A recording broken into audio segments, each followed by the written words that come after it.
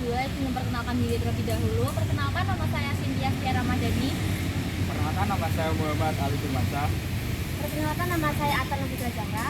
Perkenalkan, nama saya Tiara Tilsa Anissa. Perkenalkan, nama saya Syarika Putri. Nama saya Rosa Sofia Anadia. Perkenalkan, nama saya Yosifia. Perkenalkan, nama saya Putra Bagus Faktasia. Perkenalkan, nama saya Afan Najmunahad. Perkenalkan, nama saya Satria Ramadan Anggara. Perkenalkan, nama saya Melvin Aryo Wicaksono. Dan saya Muhammad Agil Fayaz Argentama. Berikut ini adalah materi sumber hukum dari kelompok 2. Sumber hukum dalam pengertiannya adalah asalnya hukum. Ialah berupa keputusan dari penguasa yang berwenang untuk memberikan keputusan tersebut. Artinya, keputusan itu harus ada dari penguasa yang berwenang untuk itu.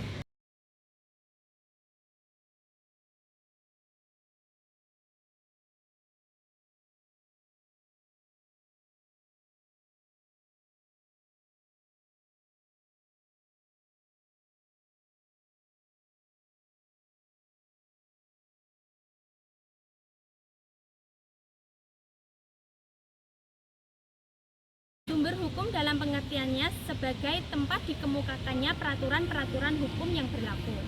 Dalam pengertian ini, sumber hukum membawa penyidikan atas jenis-jenis bentuk-bentuk dari peraturan dan ketetapan. Apakah sumber hukum terdapat undang-undang, kebiasaan atau adat, traktat, jurisprudensi atau doktrin? Apakah peraturan hukum terdapat dalam Undang-Undang Dasar 1945, ketetapan MPR, undang-undang, peraturan pemerintahan dan peraturan menteri?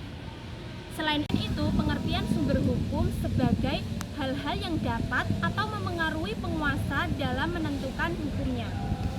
Definisi sumber hukum menurut para ahli. Dalam buku Pengantar Hukum dan Tata Hukum Indonesia CST Kansil menyatakan bahwa sumber hukum adalah segala sesuatu yang menimbulkan aturan yang memiliki sifat memaksa, yaitu aturan yang jika dilanggar akan mendapatkan sanksi yang berat dan nyata.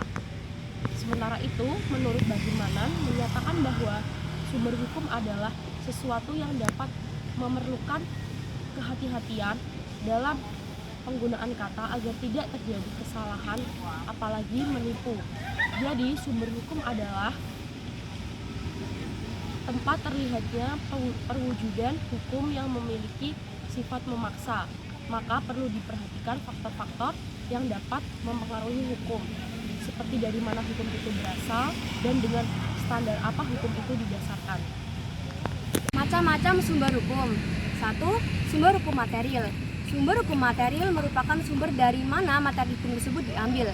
Sumber hukum ini menjadi faktor-faktor yang menentukan isi atau materi hukum yang memiliki kaitan erat dengan keyakinan tiap individu maupun pendapat umum. Menurut L.J. Appleton, sumber hukum material meliputi A. Sumber hukum dalam arti sejarah. Sumber hukum dalam arti sejarah merujuk pada sumber pengenalan hukum, yakni semua tulisan, dokumen, inskripsi dan sebagainya. Misalnya adalah undang-undang, keputusan-keputusan hakim, piagam-piagam yang memuat perbuatan hukum dan lainnya. Yang kedua yaitu sumber hukum dalam arti sosiologis. Dari perspektif sosiologis, sumber-sumber hukum berarti faktor-faktor yang menyebabkan hukum benar-benar berlaku.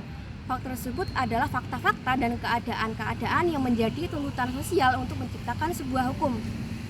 Sumber hukum dalam arti filsafat, yaitu dalam filsafat hukum, perkataan sumber hukum terutama dibagi menjadi dua, yaitu sebagai sumber isi hukum dan sebagai kekuatan mengikat dari hukum. Kemudian di Indonesia yang menjadi landasan untuk membuat aturan hukum adalah Pancasila yang berisikan 5 sila yang menjadi landasan falsafah atau komponen materi. Yang kedua, sumber hukum formil. Sumber hukum formil adalah suatu rumusan yang memiliki bentuk tertentu sebagai dasar untuk bisa ditaati dan bisa ditegakkan oleh para penegak hukum. Contohnya yang pertama, undang-undang. Undang-undang adalah salah satu sumber aturan hukum yang memuat aturan dan sanksi yang tegas. Undang-undang dalam artian formil adalah keputusan pemerintah dalam memperoleh nama undang-undang karena bentuk dalam mana ia timbul. Undang-undang dalam arti formil biasanya memuat peraturan-peraturan hukum dan biasanya sekaligus merupakan undang-undang dalam arti materi. Kebiasaan atau hukum tidak tertulis. Kebiasaan ialah perbuatan manusia yang dilakukan secara berulang-ulang. Dan dalam hal yang sama, apabila kebiasaan tersebut diterima oleh masyarakat dilakukan secara berulang-ulang, maka demikian timbullah suatu kebiasaan hukum yang dipandang sebagai pergaulan hidup, dipandang sebagai hukum. Ketiga dari sumber hukum formil yaitu doktrin merupakan salah satu sumber hukum. Doktrin hukum adalah pendapat dari para ahli atau para sarjana hukum ternama yang dijadikan acuan bagi hakim untuk mengambil keputusan. Dalam penetapan apa yang akan menjadi keputusan hakim, ia sering menyebut atau mengutip pendapat seseorang sarjana hukum mengenai kasus yang harus diselesaikan. Apalagi jika sarjana hukum itu menentukan bagaimana seharusnya pendapat itu menjadi dasar keputusan hakim tersebut. Dari sumber hukum formil, traktat. Apabila dua orang mengadakan kata sepakat, konsensus dalam suatu hal, maka mereka akan mengadakan perjanjian. Akibat perjanjian tersebut, maka mereka ialah pihak-pihak yang bersangkutan pada isi perjanjian mereka adakan. Fakta sunset pada, yang berarti setiap perjanjian mengikat pihak-pihak yang mengadakannya, atau perjanjian selalu harus ditaati dan ditepati. Jurisprudensi. Jurisprudensi berasal dari kata jurisprudensia, yaitu dalam bahasa Latin yang berarti pengetahuan hukum. Sedangkan dalam bahasa Inggris, jurisprudensi yang artinya ilmu hukum atau ajaran hukum umum atau teori hukum umum.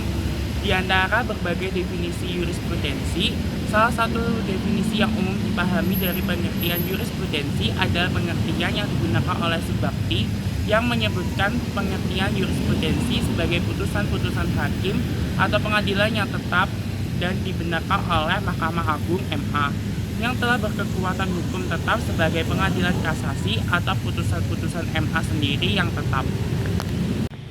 Dan yang terakhir adalah revolusi atau kudeta.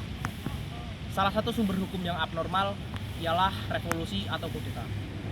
Pengertian dari kudeta itu sendiri ialah tindakan dari warga negara yang ingin mengambil alih kekuasaan di luar cara-cara yang diatur dalam konstitusi suatu negara. Kudeta merupakan salah satu cara perubahan di luar konstitusional. Kudeta sendiri dapat diakui sebagai konstitusional apabila diterima dan diakui oleh masyarakat dalam suatu negara. Dengan demikian, berlakulah sumber hukum baru dari segala sumber hukum seperti proklamasi kemerdekaan pada tanggal 17 Agustus tahun 1945 yang menggantikan hukum kolonial yang berlaku sebelumnya. Ini adalah contoh kasus yang terjadi pada tahun 2006. PT Freeport Indonesia, perusahaan tambang asal Amerika Serikat, terlibat dalam sengketa dengan pemerintah Indonesia terkait perjanjian kontrak tambang yang mengatur pengelolaan tambang emas dan tembaga di Papua.